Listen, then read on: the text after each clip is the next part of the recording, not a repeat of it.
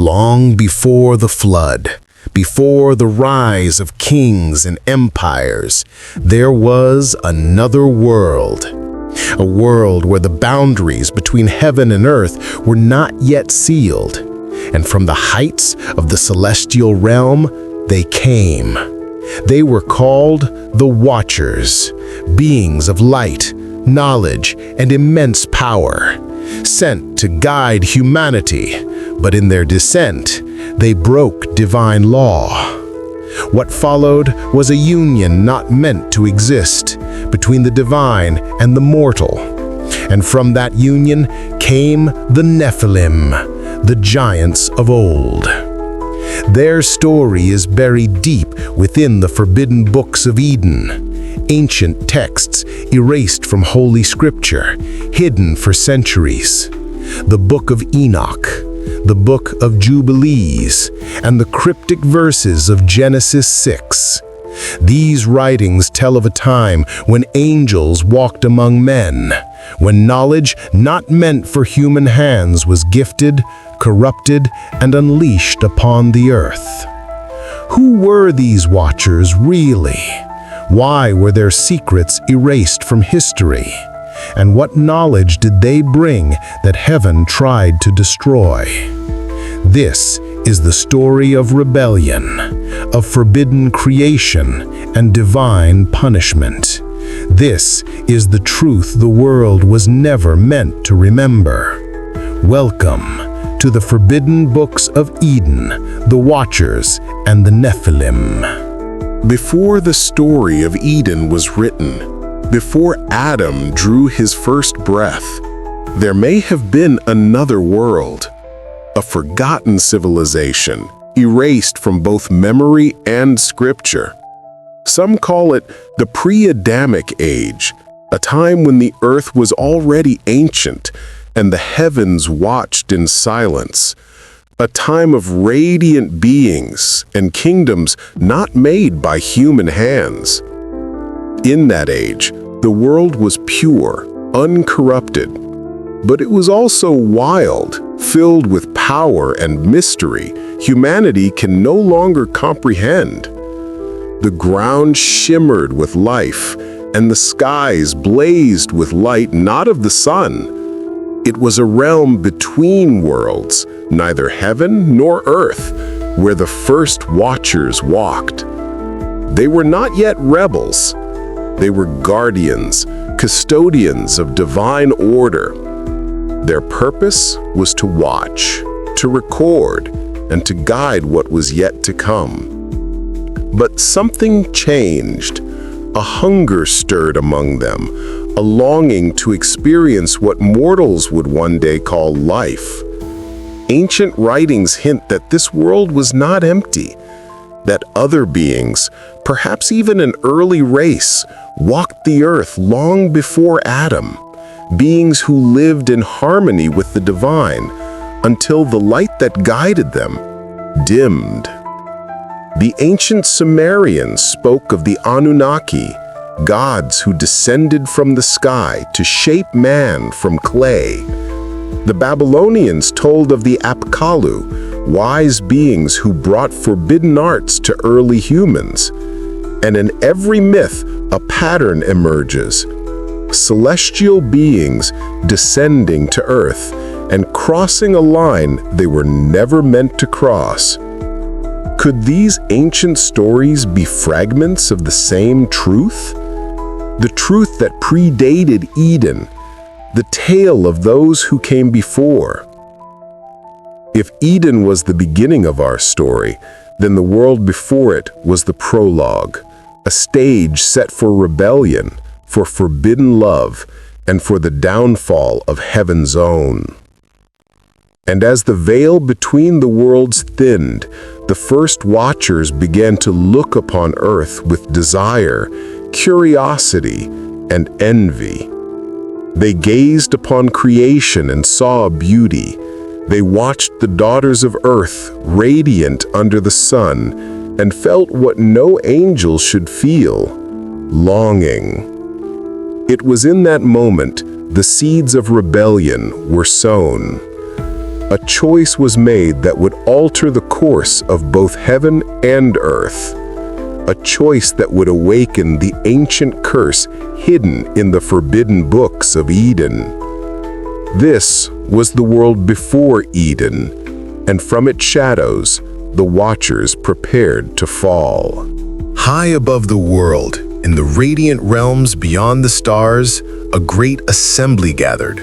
200 Watchers, each sworn to observe, never to interfere. But the longing in their hearts had grown too great to silence. They had seen the daughters of earth, their beauty, their laughter, their fragile mortality, and desire began to stir where only duty once dwelled. Among them was Semjaza, their leader, wise, powerful, yet restless. He knew their desire would defy heaven itself. Still, he whispered to them under the light of the stars, "We shall descend and take for ourselves wives from among the children of men." Fear rippled through the host. Some hesitated, others hungered for the freedom of flesh. But one by one, their voices rose, and on the slopes of Mount Hermon, they made a pact, an unbreakable oath sealed with the name of the Most High. From that moment, their destiny was bound.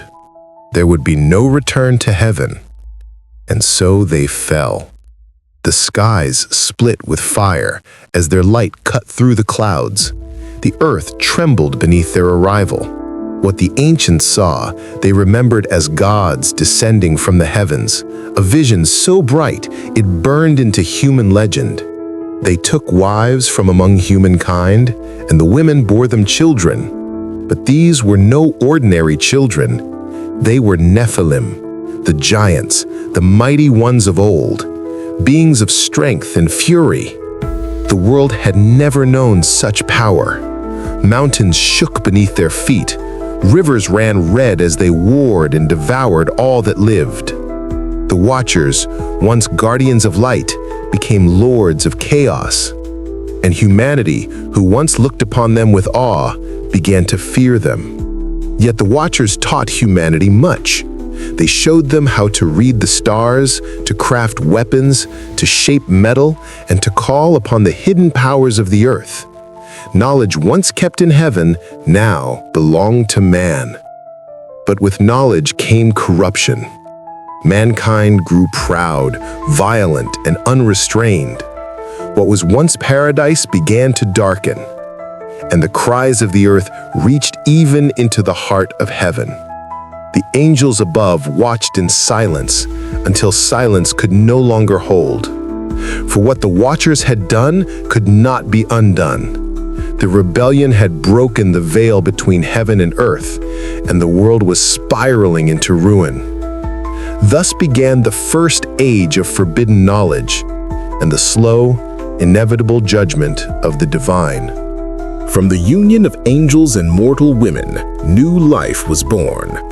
But it was a life neither heaven nor earth had prepared for. The children of the Watchers were vast in strength, radiant in form, and unquenchable in hunger. They were called Nephilim, the fallen ones. Their blood carried the light of heaven, but their hearts burned with the fire of flesh. At first, they walked among men as kings. They built cities, ruled nations, and demanded worship. Their voices echoed like thunder. Their footsteps shook the earth. Men called them gods.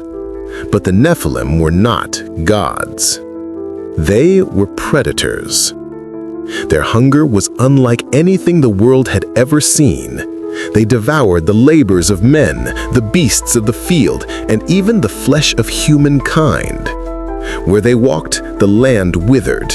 Where they ruled, the earth trembled. Ancient writings say the Nephilim corrupted all that lived.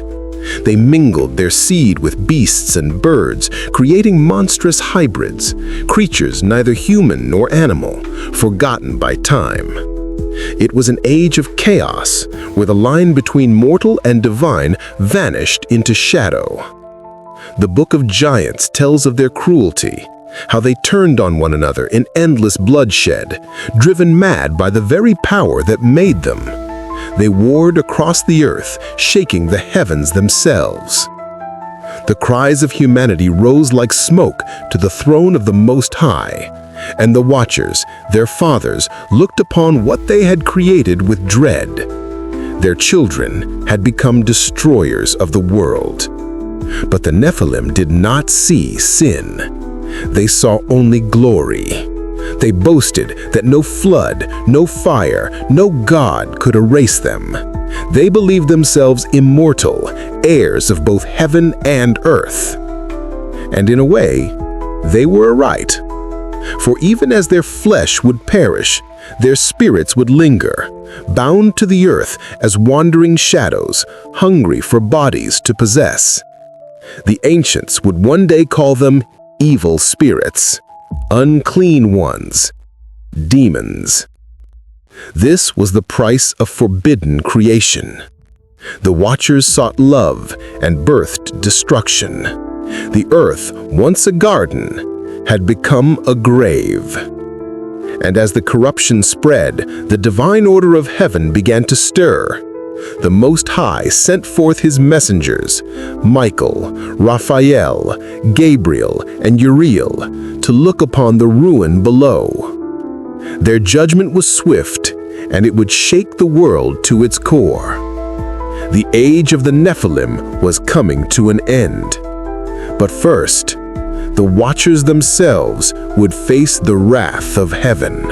In the shadows of their rebellion, the Watchers began to share their secrets with mankind. Knowledge once sealed in heaven was whispered into mortal ears, and from those whispers, the fate of the world began to change. Azazel, the proud and brilliant one, taught men how to forge weapons from iron and steel, the art of war, of killing, of dominion. He showed them how to make blades that could spill blood and chains that could enslave.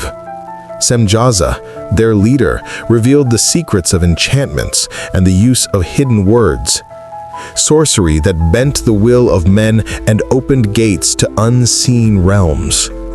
Barakajal taught the signs of the stars, how to read the heavens and draw power from constellations. Penemu taught writing, teaching men how to carve words into stone, how to preserve thought beyond death, a gift that would outlive gods and kings. Kokabel taught the secrets of the moon and the cycles of time. Ezekiel revealed the clouds and the signs of weather. Armoros unveiled the magic of root and herb, the power to heal or to destroy. Each Watcher gave something precious and dangerous. Humanity awakened to power it was never meant to wield. The earth grew loud with invention, sorcery, and war. Cities rose, altars burned, and the stars themselves were studied as tools. The boundary between divine and mortal blurred until it vanished. The Watchers rejoiced in their work. They believed they were gifting humanity with light. But that light soon revealed the darkness within the human heart. Greed, lust, violence, pride. Each secret became a weapon, each revelation a curse. And soon the earth was filled with blood. The cries of the innocent rose up like smoke, and heaven watched as the world spiraled into ruin. The angels above wept for what their brethren had done. For every truth has a price, and every forbidden gift demands its due. Humanity had learned to write, but also to deceive. They learned to heal, but also to kill. They learned to look to the stars, but forgot the Creator who made them. The Watchers had torn open the veil of divine order. They had handed humanity the fire of the gods, and with it the spark of its own destruction. This was the knowledge mankind was never meant to hold, and for it, both heaven and earth would soon pay a terrible price. The flood of judgment was coming. But before the waters would rise, the watchers themselves would face the sentence of the Most High.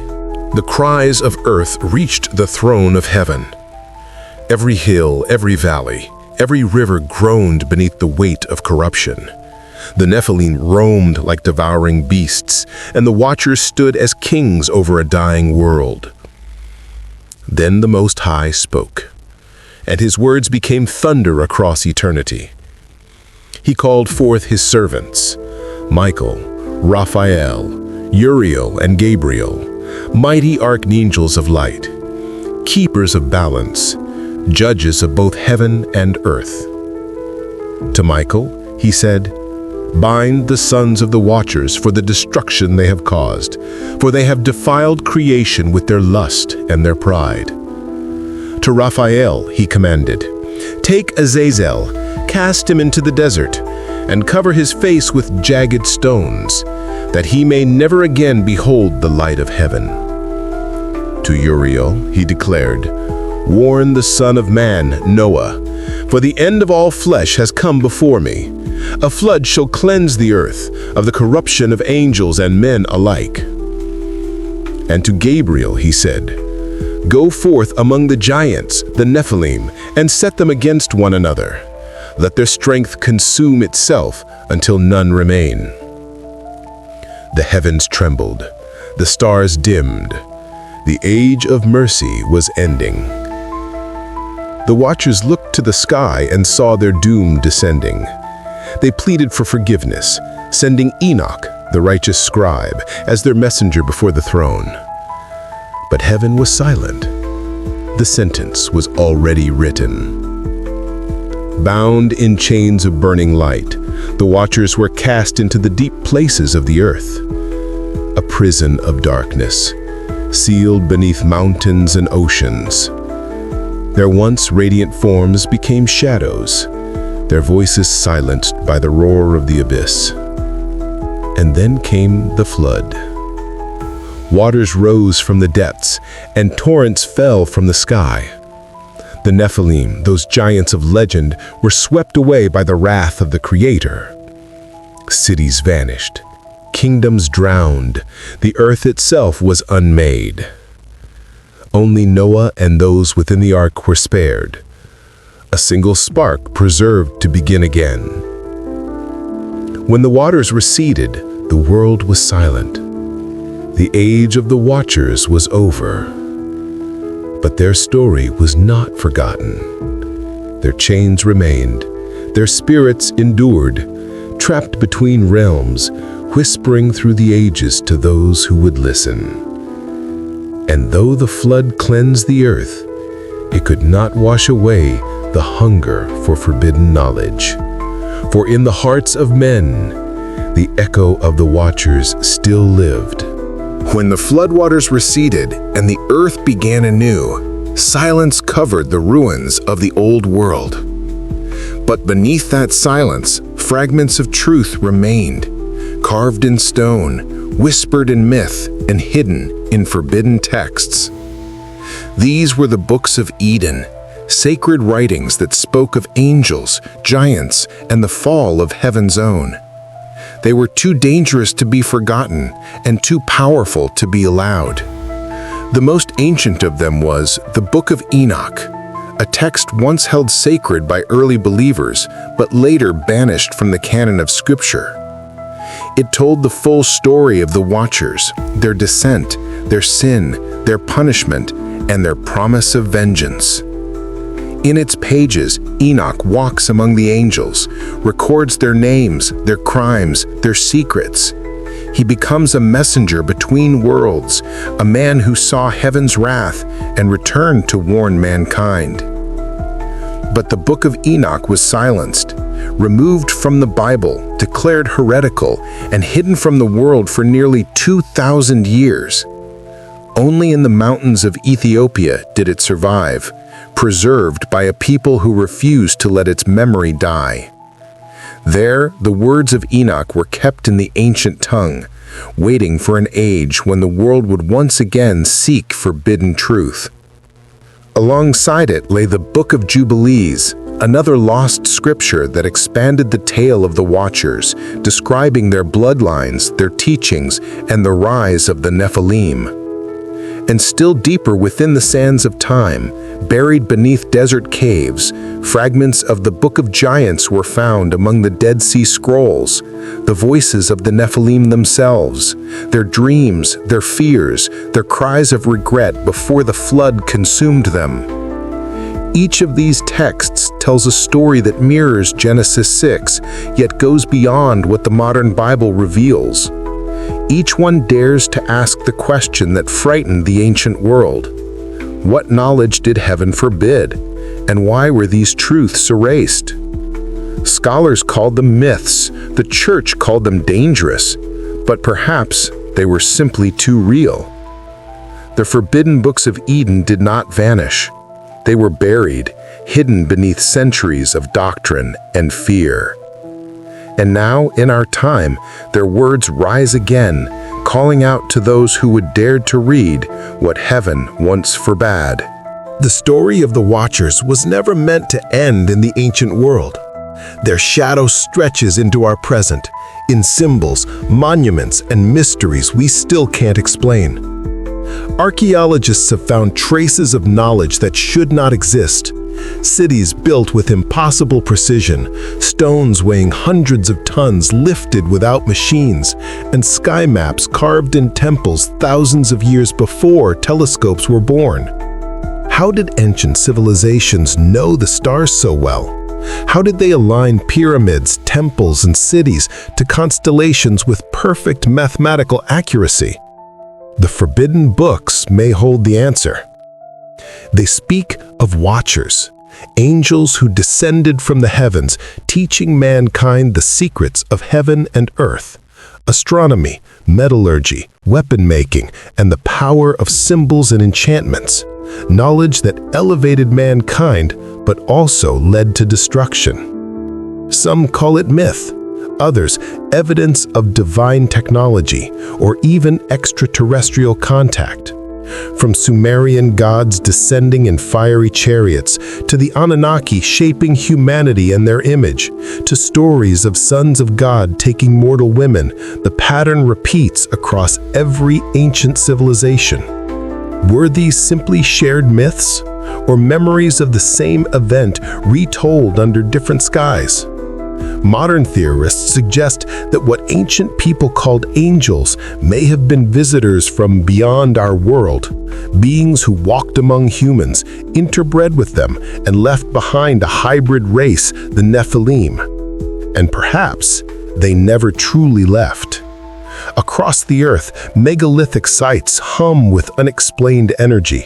Strange signals echo in the upper atmosphere, and ancient symbols reappear in modern technology as if the past is whispering to the present. Even the Book of Enoch described the stars not as mere lights, but as living intelligences, each bound by divine law. What if Enoch's vision was not poetry, but physics? Could the Watchers have been scientists of another age, beings who bridged heaven and earth through knowledge we barely comprehend? In this light, the forbidden books aren't mythology. They are testimony, a record of contact, a warning from an age before memory. And the deeper we look into the stars, the more their story seems to look back at us.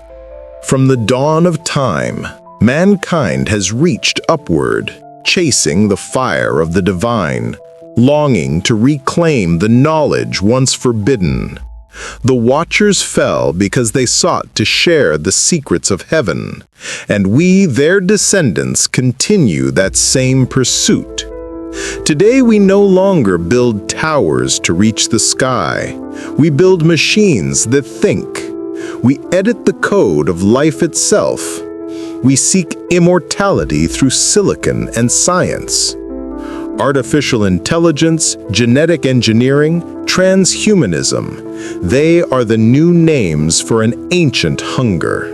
The same whisper that once echoed in Eden, "You shall be as gods." But every gift of knowledge carries a shadow. Every spark of creation can also destroy.